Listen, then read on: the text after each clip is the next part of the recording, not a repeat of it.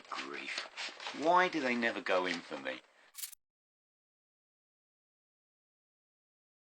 Hi everyone, I'm back again with another video. So this time, something a bit different. I've never tried anything like this before, and I bet it fails. It's 10 years today since I first did a video on YouTube. So I've been doing this for 10 years. Yeah, I've been slacking off lately, but I'm trying to get back into it. So I'm trying to do videos at least semi-regularly. But yeah, it's 10 years. Hooray! So I thought I'd do something I meant to do about 5 years ago, and I had it all ready, and then I didn't do it. So it's a tag. I'm going to do a tag. So this is going to be the 80s vinyl tag. Now, having said it's a vinyl tag, that doesn't mean it's just vinyl. I'm going to give you 20 questions. I've thought about these quite a lot, just to see if I can get them any better than they were originally. I failed miserably most of the time, so I've chosen the best 20 I had. So don't worry about if you don't have vinyl. Don't worry if you don't have a tape. Don't worry if you don't have a 12-inch. Don't worry if you don't have a single. Don't worry if you don't have a CD. Even if you can answer showing a picture, just put a picture up or just say it, whatever. If you join in, that's amazing. Right, so we've got 20 questions. Here we go. I'm going to rattle through these as quick as I can without waffling too much, but you know what I'm like. I can be quite waffly, so here we go. So question 1.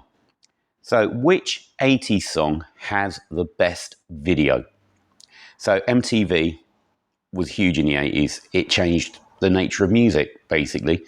And video became all important. So which 80s song had the best video? So for me, and the one that I watched over and over again, I taped it off the TV and I probably wore the tape out, is from this album, and it's Two Tribes. Two Tribes. Nothing can describe how worried everybody was about nuclear war. Nobody. Now, maybe recent in the last, but even then, we were living on a knife edge all the time. It just felt like we're on a knife edge. It felt that it could happen at any time. It was just crazy. And even now, it's not the same. So I don't know.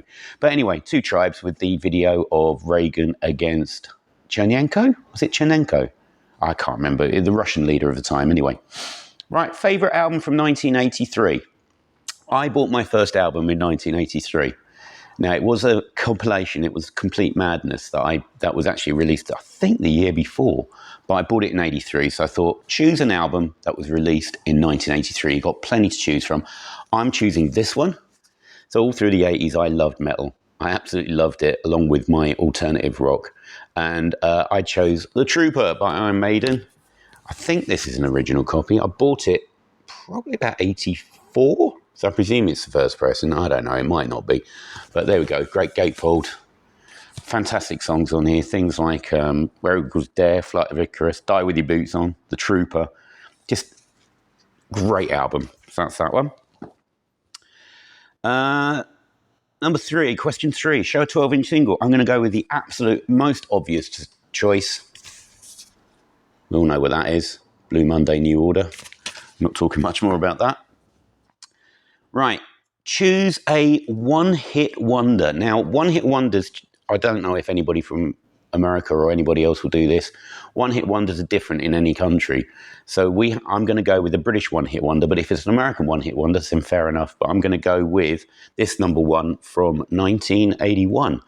And this is Dave Stewart and Barbara Gaskin's version of It's My Party. I remember absolutely adoring this. It's not aged brilliantly, but it's still it's a cracking listen. I love this. So that's my favourite one-hit wonder. Right, where are we? Question 5.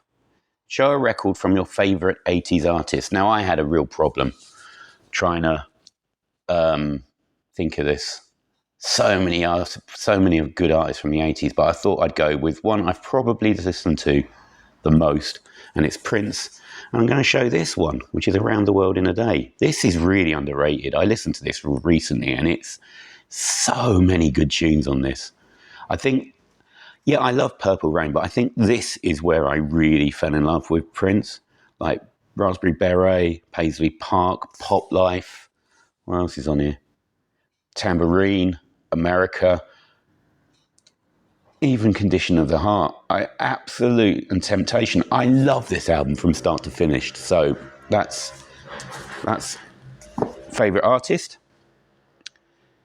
Right, show a record that was an 80s dance floor banger. So this can be any record that would get you up moving. Now it doesn't matter if you're down the indie disco, it doesn't matter if you're down like the Camden Palace, if you're down on a absolute pop place, whatever would get you on the dance floor. This one always got me on the dance floor. It's a 12-inch and it's late 80s. So this is Pop Will Eat Itself and Can You Dig It? The summer of 89, or all of 89, whenever this came out, I just adored this. I had to get this on a 12-inch. It is absolutely magnificent. And I saw them recently. I think I saw them late last year. They were fantastic, still fantastic.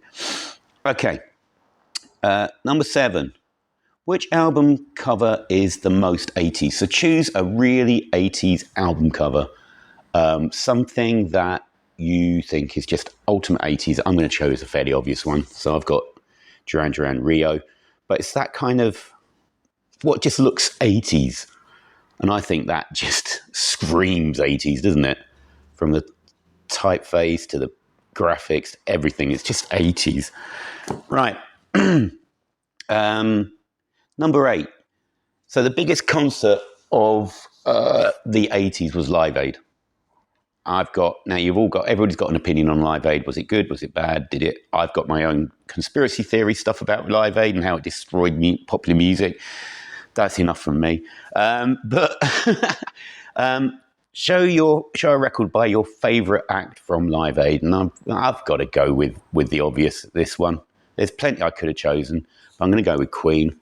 And I don't think this gets shown very much. So this is the 1986 Wembley concert, and I was at the Friday. Was it the Friday, or was it the Saturday, Sunday? I can't remember, but I was at one of the days. I've got the ticket stub still, so I can check it. But there's a picture of. No, this is Nebworth, isn't it? This isn't Wembley. I think this is at Nebworth, wasn't it? That looks like Yeah, it's Nebworth Castle. What am I talking about? Absolute rubbish. So I don't think this gets shown. It's a good live album. It's not as good as Live Killers, but it's still a decent live album. Okay. Right, number 9. 80s was a decade of big hair. It was all over the place. Whether it was going in right angles to your hair, just sticking straight up, just going in big waves or whatever. Show a record with big hair. So I've gone for this not so well-known 80s band. So there's a fair amount of hairspray gone into this one. So this is Femme Fatale. There's a fair amount of hairspray in there. It's a good, I really like this album. It's pretty good, actually. But yeah, so 80s hair. Right, what we got next? Number 10. A favourite cover song from the 80s. Now, I don't know. I just remember the 80s being cover songs left, right and centre. And they were all making big hits. Doesn't seem like it happens so much anymore. But my favourite one that always got me up, and I've got so many memories from it, is this one by the Communards, Don't Lead Me This Way. I think this is a terrific cover. This is the Son of Gotham City mix. So this is, I don't know whether this was limited, but it's a 10 and a half minute, I think it's 10 and a half minute long rip mix. I do have the regular 12-inch as well. I just love this song. Absolutely love it. It just reminds me of so many things. Communards. Right, number 11. A Forgotten Gem. So this could be any album you think didn't get the attention it deserved from the 80s. Anything that, wasn't a hit, maybe should have been a bigger hit. I'm going to go with this album.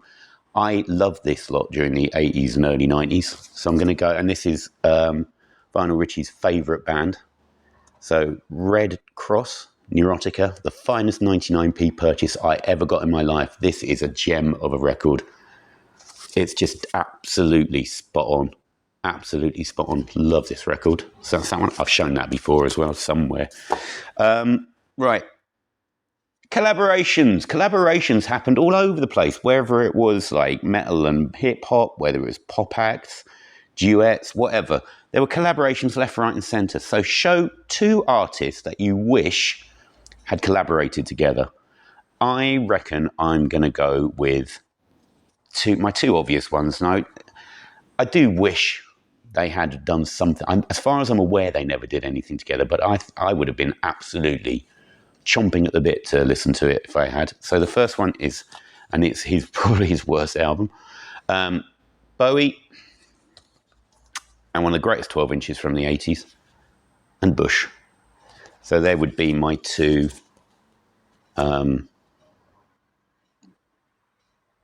artists that I wished had collaborated. Right, okay. Are we on number 13? I think so. Time Machine. So, Time Machine, you can go back to any 80s gig, any band, any 80s gig. Maybe it was a gig that you want to go and relive because it was that good. Maybe it's a band you never got to see. More than anything else, I wish I had seen this lot, Hanoi Rocks. I really wish I'd seen Hanoi Rocks. But by the time I got into them, Razzo had already passed on. This year, I actually got to see Mike Monroe live. So finally, I've got to see it, and with Sam Yaffa as well. I think that's Sam Yaffa, isn't it? Is that Sam Yaffa there? I think that is. I think that's Sammy. Anyway, or is that Andy McCoy? That might be Andy McCoy. No, that's Andy McCoy. I think that's Sam Yaffa. Right, okay, anyway. Right, I wish I'd gone to see Hanoi Rocks. Most of all. Right. Number 15. No, number 14. Number 14. Synth pop record. Synths arrived in the 80s. Makes sense to choose something that's synthy. I mean, there's loads of bands I could have chosen. Loads of them, but I've chosen out pop record. So Howard Jones. I think was it 83, 84 that he broke big? He was massive for a couple of years, wasn't he? A few years. At least 2 albums he was absolutely massive for. And this was the one that he broke out with, Humans Lib. So this has got What Is Love, Pearl in the Shell, Hide and Seek, a New Song, which was his first single, which was massive. So that's that one. What we got next? There were so many songs in movies. So many movie song hits. So many. Now, probably my favourite 80s movie is The Breakfast Club. Probably. I've seen it so many times. So, of course, I'm going to choose Don't You Forget About Me from the soundtrack of The Breakfast Club. So, yeah, choose any movie song. It can be shown on an album, 7-inch, 12-inch CD, whatever you got. Right. Number 16, question 16, is a hairbrush song. What song can you not, when you hear it, can you not stop yourself from singing along to it? So I've gone for a pretty obscure one myself. So this is a band called Half Man, Half Biscuit, and this is their second album, Back Again in the DHSS. The first was called Back Again in the DHSS as well. No, Back in the DHSS. And on this one is a song called Dickie Davis Eyes. And if I ever hear this, and it's not that often unless I play it, because it's not exactly a well-known song, I can't resist joining in. Okay, number 17. I hope I haven't missed any out. I don't think I have. 17. So in the 80s was really, I mean, I know it started in the 70s, but 80s was really the rise of urban music. So you've got hip-hop hitting big. There was a massive soul scene in the 80s. Dance music, all kinds of dance music. House started, acid house, trance started, all kinds of stuff. There was so much going on. So choose your favourite hip-hop, soul, dance, whatever record. And I've gone for this, which I think is a masterpiece. And I'm still looking for the 12-inch of this. I can't. It's going really expensive now. I should have bought it years ago, but it's getting quite expensive. So I've got the 7-inch. So this is Eric B. and Rakim. And this is Paid in Full, but this is the cold cut 7. Now the 12-inch is called a 7 Minutes of Madness, but this is the Mini Madness mix because it's only on a 7-inch. But I wish I had the 12-inch of this. But this is amazing. There's plenty of other tracks I could have chosen. Choose an album if you want. Well, that one.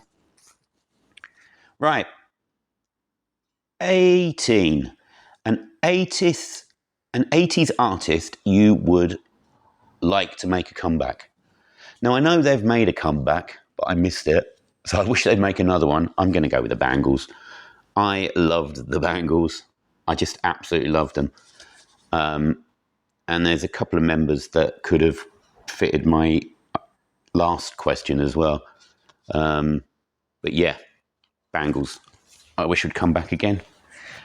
Okay, number 19. An album you would jam in a Walkman. So what album would you reach for first to shove in a Walkman as you strutted around your town?